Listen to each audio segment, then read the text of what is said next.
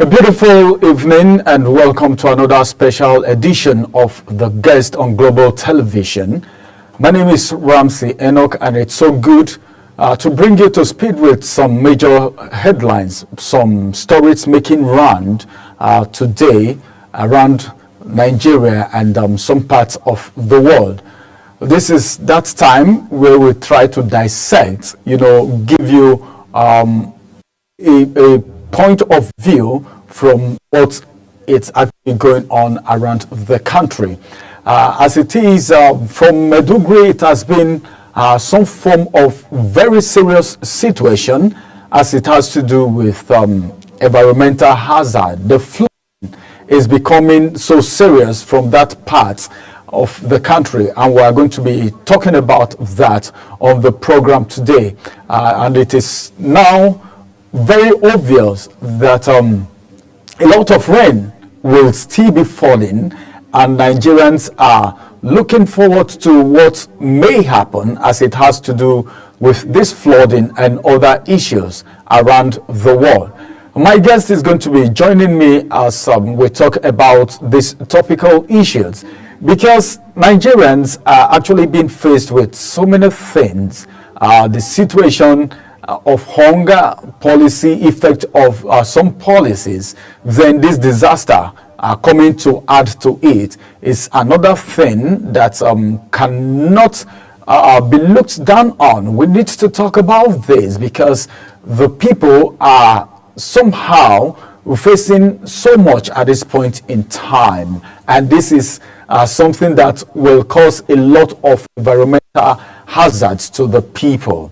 So we'll be talking about that this evening, and we'll also take you around the world to see what is happening from other parts of the country too, looking at happening in the United States, talking about the debate. Well, a lot of comments coming from that axis, but then we'll talk about that so that you can have a wider view, a picture, a full picture of what is actually going on right there. My guest will join me very soon, and we'll get into the conversation proper. But before then, let's go on a quick break. We will be right back.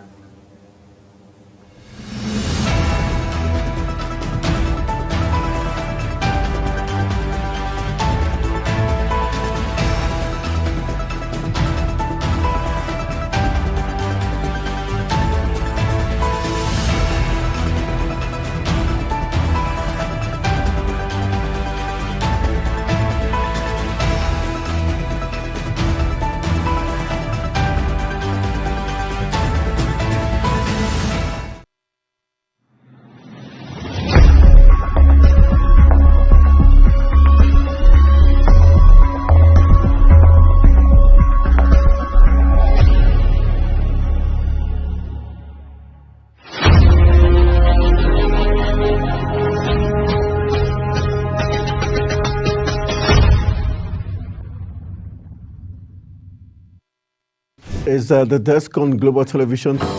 Nigeria. Come join Anthony Momodu on television's most compelling and facts-finding talk live show. We are the Palestinians. We are the Canaan because that this country gets it right. Who are these bandits? It's the Dex on Global Television, where we analyze and dissect storming issues and commentaries in the world's biggest black nation, Nigeria. Who is being held accountable for this money? The eyes have it. We stay and decide policies and reforms on the Dex. Tune in Mondays to Fridays, 5 p.m. to 6 p.m. on Global Television. Let's stay on the Dex.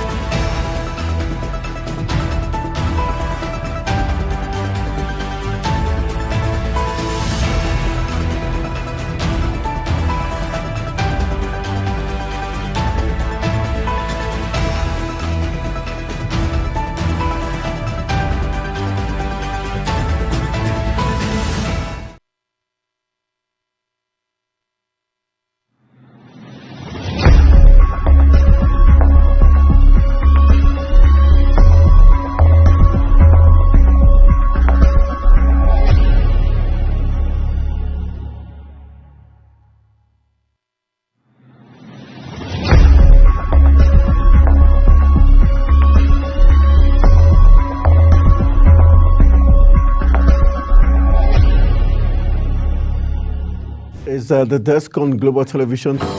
Nigeria. Come join Anthony Momodu on television's most compelling and facts-finding talk live show.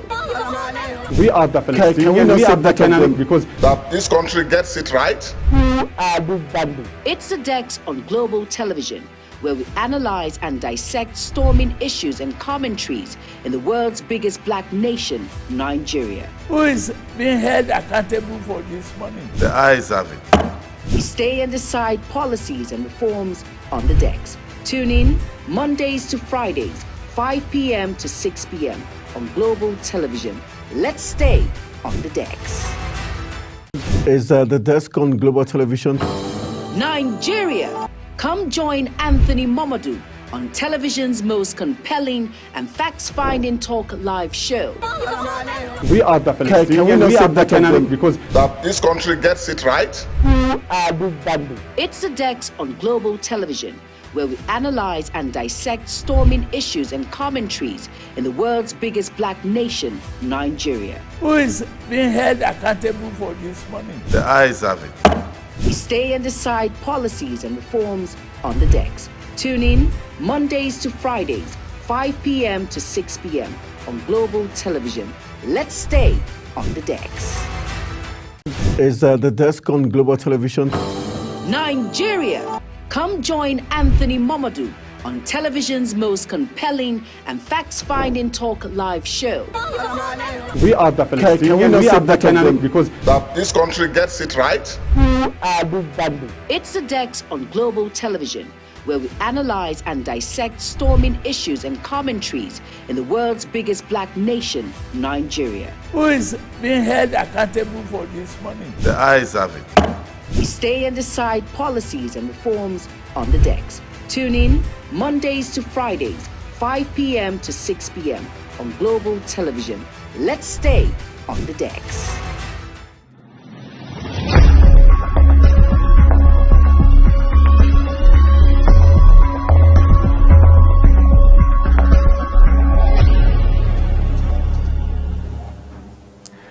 It's good to know that you are still there. It is still the desk live on your screen. And this evening, like I said before we went on break, we will be talking about some very topical issues tonight. And joining me on the conversation tonight is Aliu Bilal. It's good to have you. Good evening. Good evening. It's Aliu. my pleasure. Aliu is a public affairs analyst, and he's been in it for a very long time. And this evening, we want to bring the conversation very close to you.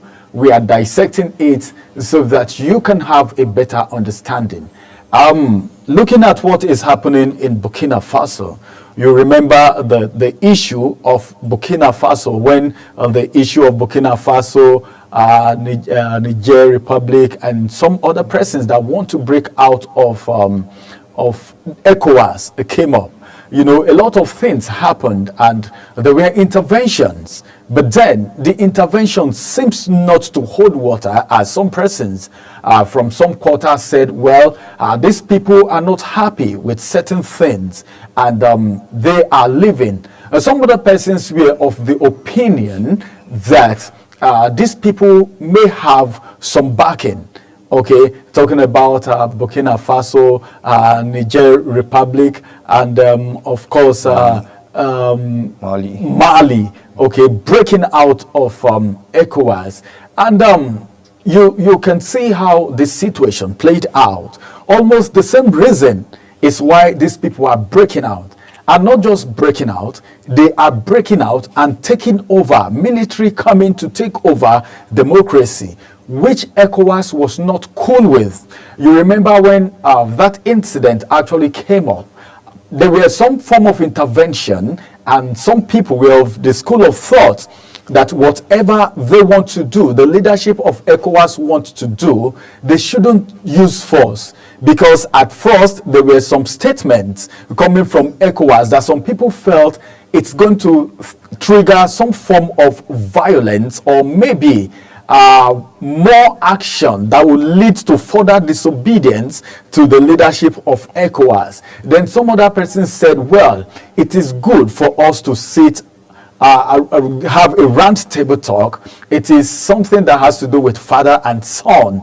We need to have a round table talk so we can talk it over, because whatever it is, whatever the situation is, whatever you felt it's not going on well with you, we can actually talk about it. We can get it ironed out. But as it's where all these things didn't yield much fruit, if they even yielded any fruit at all, because as we speak, as at was it today or yesterday, recently, Burkina Faso came up with a biometric passport, okay, for Burkina Faso. And unlike before, this passport does not carry the logo of the community, of the Economic Community of West African States, which is ECOWAS, unlike the way it has been. And that it's a pointer to the fact, for me, I am feeling it's a pointer to the fact that there are separation or going away, their exodus, let me use that word as a matter of fact, their exodus from the community, okay, is obvious, because that is moving away from the block becomes so obvious. What does that tell you? What do you think about this whole thing coming up with this passport without the logo of Economic Community of West African States, that is ECOWAS? Well, when we look at the root of all the whole problems, we tend to find out that ECOWAS as a regional bloc, it's now a failed regional bloc, in the sense that the people frontlining, the Council of ECOWAS heads of states are not, they don't, look at the principles that were being placed by the founding, fathers of the ECOWAS bloc. Looking at the issue today, we see a whole lot of security issues, and this is as a result of failed governance and failed public service system in the ECOWAS region.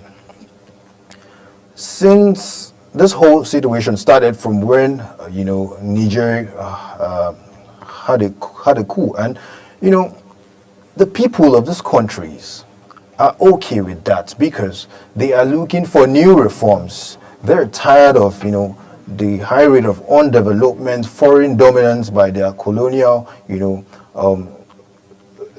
fathers. In this case now, what ECOWAS has to do as a regional bloc is to come together to form a unity in order to protect the interest of all member states. Since the coup that was plotted in Nigeria, the president of Nigeria, who happens to be the chairman of the ECOWAS, came up with a wrong approach by trying to activate a standby military force in Niger, and which is not appropriate to do. These are diplomatic issues. You don't use force in it because. But asking the military to stand by might be so that the situation doesn't escalate, because we know what ECOWAS stands for. You remember the ECOMOG soldier for peacekeeping. Definitely. When there is a coup, which is not the best way to go, as the case may be, if there is a coup and military is being sent to keep peace, or maybe forestall peace, whatever the situation is, to avoid crisis. Do you see that as a wrong move? Because I am trying to say this because you said the president of Nigeria, who is the ECOWAS chairman, made a wrong move. Peacekeeping, for peace to reign. Do you call that a wrong move? Yes, it's a wrong move because you can't activate the standby force because you're trying to use, force on them. No country is too small to protect its, territories. But based on the fact that these are smaller countries that depend on Nigeria, they took advantage of that to see how they could make peace reign. It's not possible. You don't know the problems, Maybe because he was a rookie president, because it was after a few months before he got sworn in and emerged as the ECOWAS, chairman, and also made some statements, about frowning against like coup d'etats, coup plots in the West African region. It's as a result of due process. Okay. Talking about due process now, I think that's making me come in. Talking about due process, coup d'etat. Do you see coup d'etat as a due process? Because if you say due process, I don't think coup d'etat is a due process, because there are ways these things can be done. Grievances can be channeled in a more better way than coup d'etat. Yes, we know that, democratic process, it's what is meant to be followed. But in this case, democracy has failed them in a state whereby it is a failure of public, service and leadership. What do you expect? It's anarchy, because looking at the whole West African region, it's troubled by insecurity.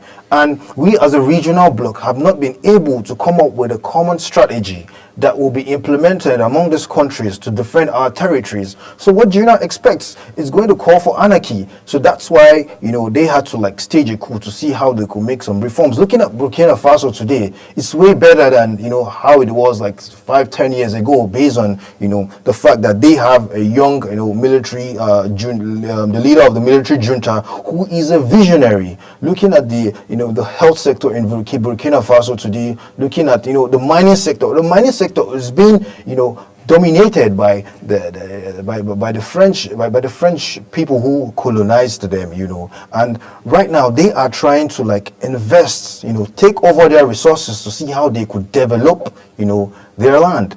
And a whole lot of reforms is really going on in Burkina Faso, and they are looking forward to having a democratically elected government soon. So they are trying to calm the situation on ground, because they've had failed leaders. Looking at their former president, who has been in the helms of affairs for over 20 years, which is all uncalled for. It's undemocratic. Why always trying to find yourself beyond and within the corridors of power for too long? Power is meant to be transient. You're not just the only person that has ideas that can have some plans and visions for the country. There are other people. You should give rooms for other people to partake into leadership, for them to transform their nations. And now the issue of them having a new passport without the ECOWAS logo on it shows that they have really moved that from the block. And what they have to do right now, what other nations have to do right now, is to come for a diplomatic approach to resolve this issue. Because when the coup happened in Niger, President Tinubu wanted to send in activate a standby force there, and they withdrew the issues on installing a standby force, and he had to send some delegations, about 3 persons or so, with a military background. This is not a military thing. It's a diplomatic. When you look at the people, parties involved. The parties involved, like the Sultan of Sokoto, who we know comes from a military background. He was a general before he became, a sultan. And looking at the former head of state, General Abdul Salami, these people don't have this diplomatic experience in order to resolve this issue. But for the president to have sent them there, I think the president have the reason. If you're talking about the president of Niger, all right, that you were complaining of, there are some persons in Niger who really wanted him to stay. And these things happen in almost every country. And sometimes you discover that there is nothing you can do sometimes to please everyone in the country. Some persons may want to at least do something, okay, so that it will go against the government. But the government, as it were, it's a democratic government, then coming to take over through coup is what ECOWAS was actually frowning on. Because if Niger, Burkina Faso are members of ECOWAS, then it means they should be able, they know what is obtainable, all right? They know what is obtainable in ECOWAS. And if they're having issue, they were not the first. if they are having issue and there is an intervention, this is just like, I feel that's just like a son, okay, being grieved or being angry about a particular situation. The father cannot fold his arms and just be looking at the son. Okay, I think that was what the president of Nigeria, talking about His Excellency Bola Ahmed Tinubu, who is the chairman of ECOWAS, that was exactly what he did. And the people that were sent, they came back after they went there. I think they came back and they had some form of result, and some result for the president to send them there. It means they have the pedigree and they were actually listened to. But then your opinion is actually coming from maybe probably what the people are saying. But then in every country there are some people who are always grieved and some other persons who are always happy. That's how we have it. Let's quickly go on a short break. After this break we'll return and the conversation will continue on the desk. Is the desk on Global Television? Nigeria. Come join Anthony Momodu on television's most compelling and facts-finding talk live show. We are the Palestinians. Can we We are the not say Canaan that because That this country gets it right. It's the Dex on Global Television, where we analyze and dissect storming issues and commentaries in the world's biggest black nation, Nigeria. Who is being held accountable for this money? The eyes have it. We stay and decide policies and reforms on the Dex. Tune in Mondays to Fridays, 5 p.m. to 6 p.m. on Global Television. Let's stay on the Dex.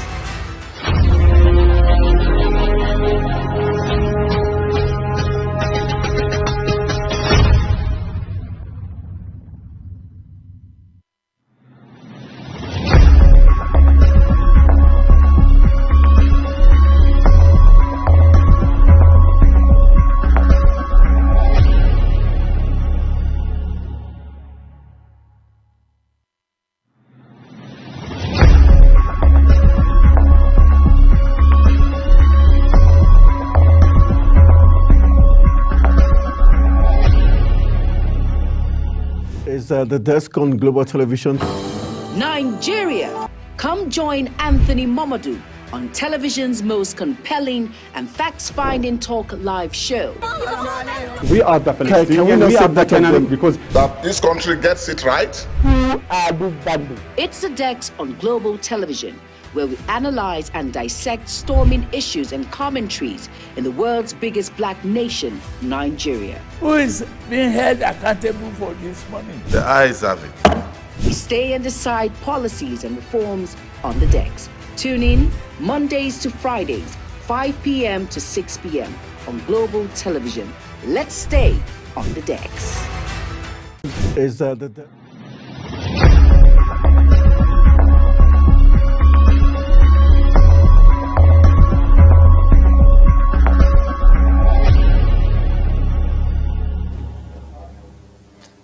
Welcome back from that break. It is still the desk, and on the desk tonight we are looking at topical issues, and of course we just finished talking about what's happening in ECOWAS.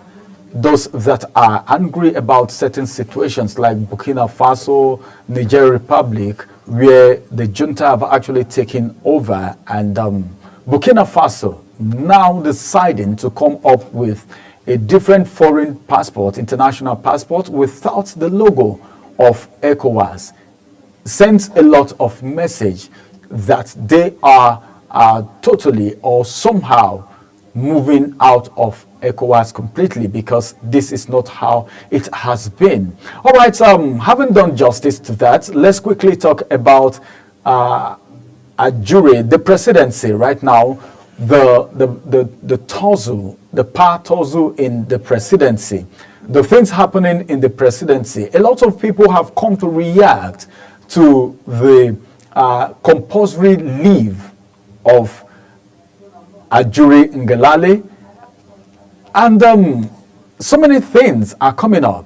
Some persons are saying there is a cabal that never wanted him to be there. But what we were told and what is in the media space is the fact that there is an urgent family health situation that needed his attention, and he needs to go on, he didn't resign, an indefinite leave, all right, that may take a little time.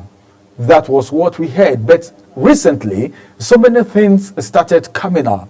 But Nigerians are still wondering, because some persons said this is just a soft landing for him to give way for someone else. But nobody has been announced yet, so we are not taking that it is just a mere speculation. But we have in the studio this evening someone who is going to say some things about that.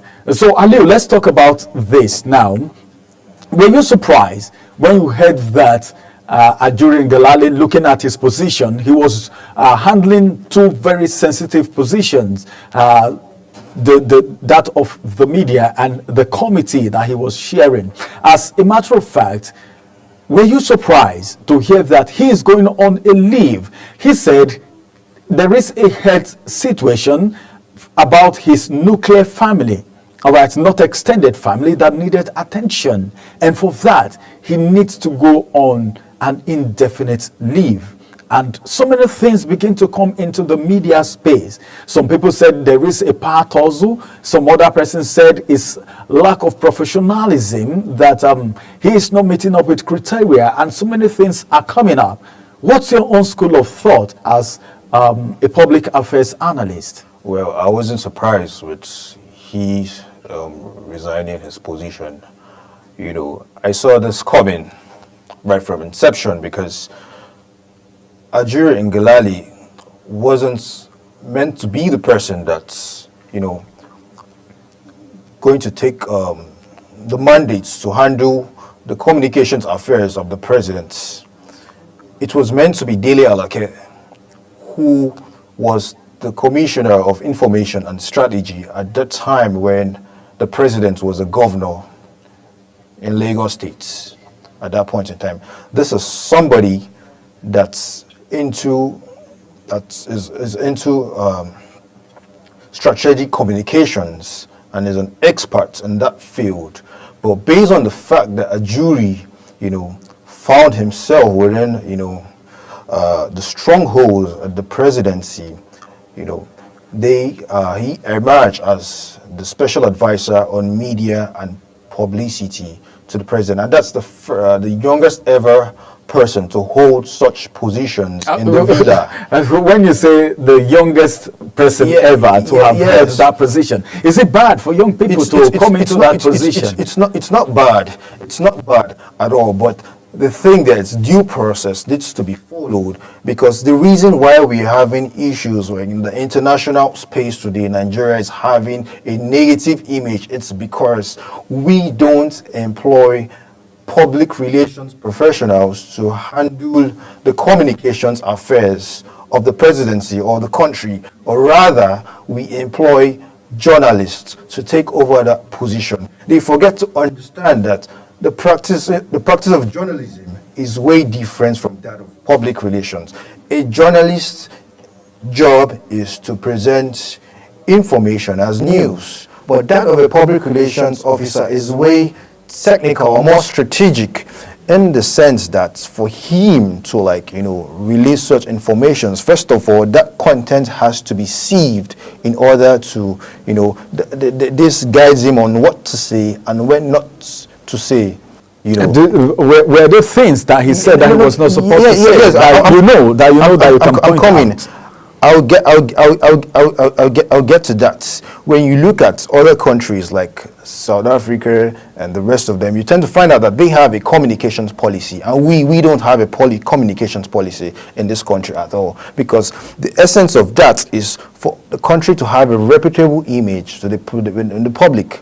And we know most of these people holding such positions as special advisors to the president, or maybe PROs in agencies and parastatals, are not public relations professionals. So in that case, they have to like employ public relations experts who are, you know, mandated to handle the corporate strategic communications affairs of an organizations or government, and they deal more on image, reputation, you know, reputation management. When you look at the country today, why we're having this backlash within the international community is because we don't have a strategic communications policy. And that's why when you look at the issues of Ngelale is just a journalist. The former special advisor to the president, Muhammadu Buhari, Femi Adesina, was also a journalist. And that Ruben Abati during the time of Jonathan was also a journalist. So what they do is that they go to some of these media houses and see people that, like, you know, are at the prime of their But what makes that of Ngelale different? You said something. Just hold your thought for a minute. You said something when you were talking about Dele Alake, that he was supposed to be the media officer to the president. Okay, special advisor of media and publicity to the president instead of Jury Ngelale. As a matter of fact, let me just let you know now that the president, okay, has the right to pick whoever he wants to be his media special media assistant. So picking Ngelale, I don't think it's wrong, because he didn't just come there. He was appointed. All right. So when you said it was supposed to be Dele Alake, it means I don't know how you got that information. I don't know what criteria you used to say it was Dele Alake that was actually supposed to come there. All right. On this note, we will go on a quick break. After this break, we'll return and we'll talk about the flooding which is ravaging Borno State. We'll return after the break. Is the desk on Global Television? Nigeria. Come join Anthony Momodu on television's most compelling and facts-finding talk live show. We are the Palestinians, we are the Canaanites, because That this country gets it right. It's the Dex on Global Television, where we analyze and dissect storming issues and commentaries in the world's biggest black nation, Nigeria. Who is being held accountable for this money? The eyes have it. We stay and decide policies and reforms on the Dex. Tune in Mondays to Fridays, 5 p.m. to 6 p.m. on Global Television. Let's stay on the Dex.